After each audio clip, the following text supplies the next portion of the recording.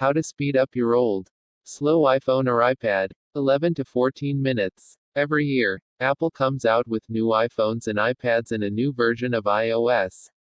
While it's a good idea to stay current on software, not everyone can afford to buy new hardware every year. If your iPhone or iPad is showing its age, here are a few tricks to squeeze out a bit more performance.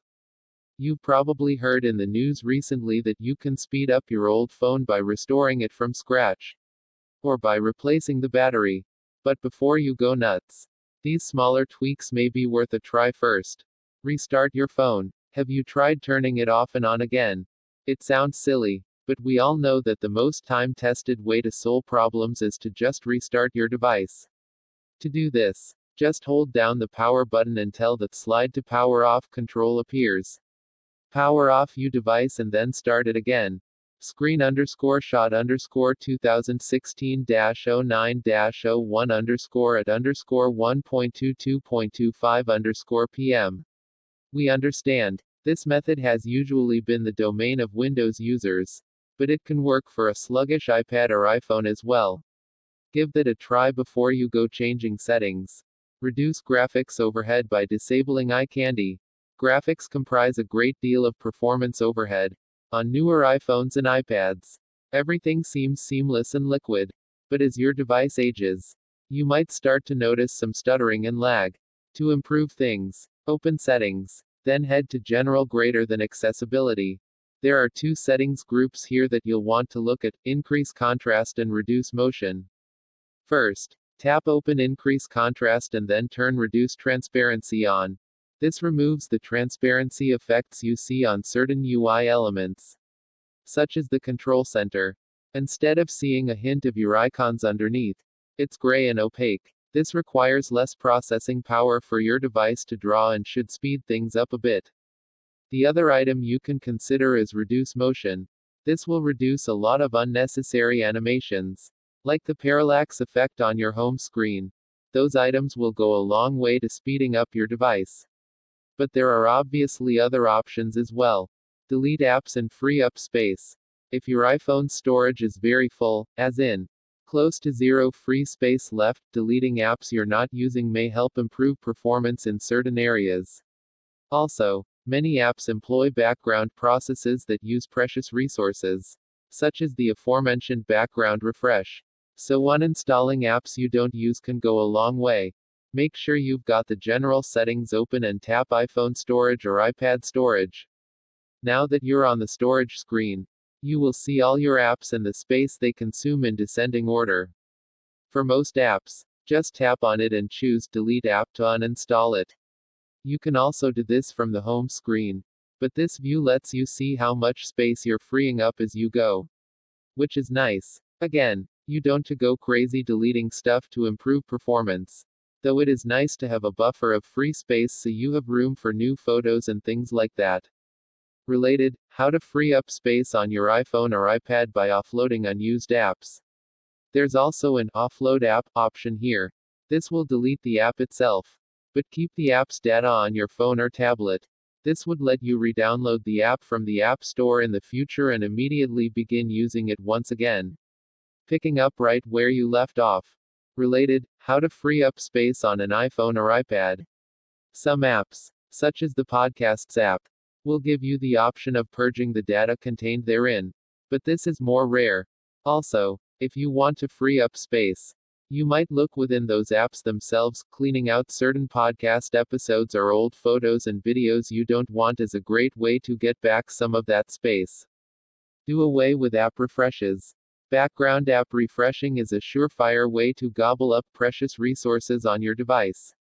Luckily, you can disable them, though be advised that disabling them means opening up apps to see anything new. They won't update their data in the background. Head into the settings, if you aren't there already, and head to General greater than Background App Refresh. You have two choices here: you can disable them wholesale, or individually. You might try disabling individual apps at first to see how that affects performance. If it doesn't help, try disabling them all in one go. This option will also likely get more life out of your battery too. So it definitely has its advantages.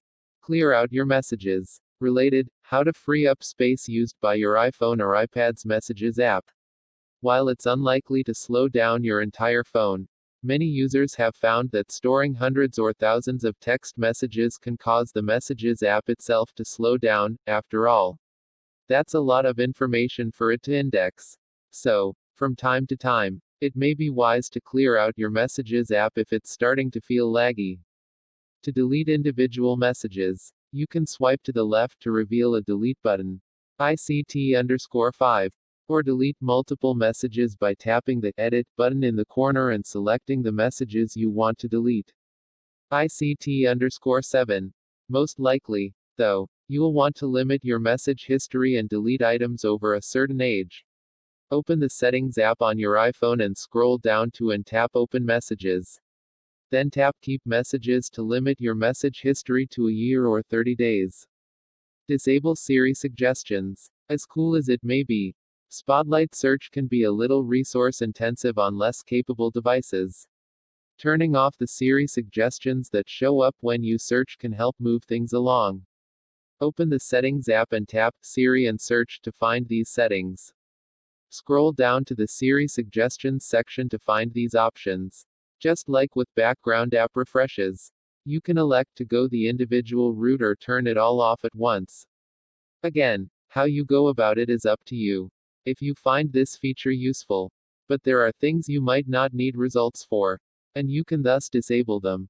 Use Apple's apps. Third-party apps often offer more functionality than Apple's built-in apps, but they can also require more resources that an older iPhone or iPad won't necessarily have. If third-party apps are feeling slow, try using one of Apple's built-in offerings instead. For example, try Safari instead of Google Chrome. Since they don't get updated as often, and since Apple takes great care in developing their apps to run well, they may have more longevity on old devices than new. Constantly updating apps do. Apple Apps. Back up and restore your iPhone or iPad. If the above tricks aren't enough, performing a backup and restore can help speed your iPhone or iPad up. Under the hood, this process can fix bugs where a rogue process or some other part of the iOS operating system is using too much CPU power. Rather than wipe your phone and lose everything, you can back up the contents of your phone, restore it to factory default settings, and then restore your personal data from the backup. This gives you a fresh system state, but your iPhone or iPad will still have all your personal data and apps on it. You'll use iTunes for this, as it allows you to create and restore a local backup of your device. If you're using a Windows PC, you'll need to install iTunes first. If you're using a Mac, iTunes is already installed. Related, how to fix an iPhone or iPad that doesn't show up in iTunes. Once you've launched iTunes, connect your iPhone or iPad to your computer with its included USB cable. That's the same one you use to charge it. If this is the first time you've connected your device to this computer, you will be prompted to trust it. Tap the Trust button on your device's screen and enter your PIN to continue. Related, how to fix an iPhone or iPad that doesn't show up in iTunes. In iTunes, click the device icon on the left side of the toolbar to continue. If this device button doesn't appear, you may need to tap the Trust button. Unlock your device first, or follow other troubleshooting steps. Select Summary in the left pane under the name of the device if it isn't already selected. Click the Backup Now button under Manually Backup and Restore to back up your iPhone or iPad to the PC or Mac. iTunes will create the backup for you and you'll see a backing up message at the top of the window while it's happening. Click Restore Backup once the backup is complete. If iTunes tells you you need to turn off Find My iPhone or Find My iPad, you can do it by opening the Settings app, tapping your name at the top of the list, tapping the name of the device you're using in the list, and then tapping the Find My iPhone or Find My iPad feature and setting it to Off. You will have to enter your Apple ID password to disable it.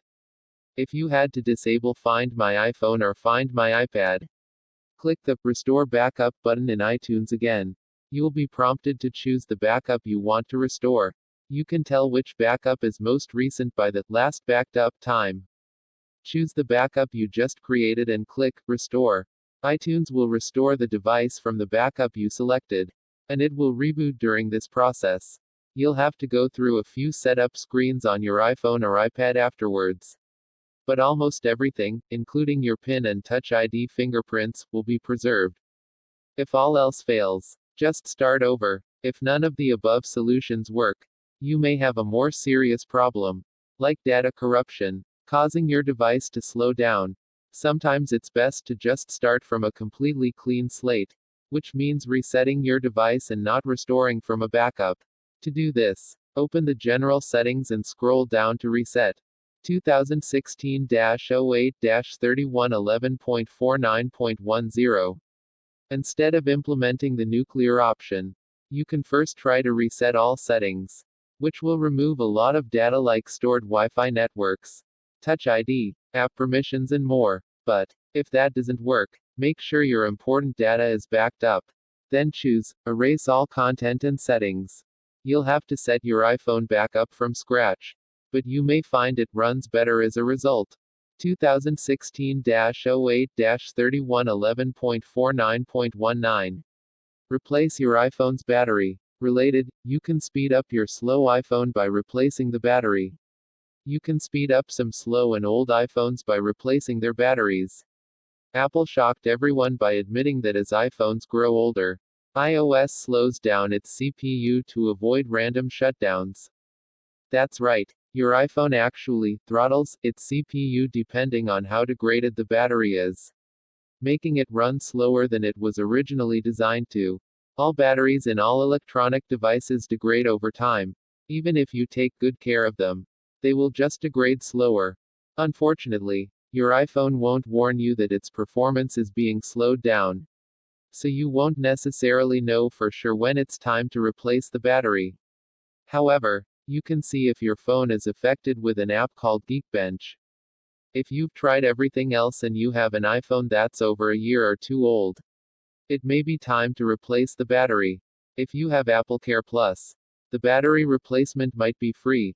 If not, an official battery replacement through Apple will cost $79. But that's a lot cheaper than buying a new iPhone. No, closing open apps won't help. Related, no, closing background apps on your iPhone or iPad won't make it faster. We think it's also important to dispel a widespread myth here, contrary to popular belief.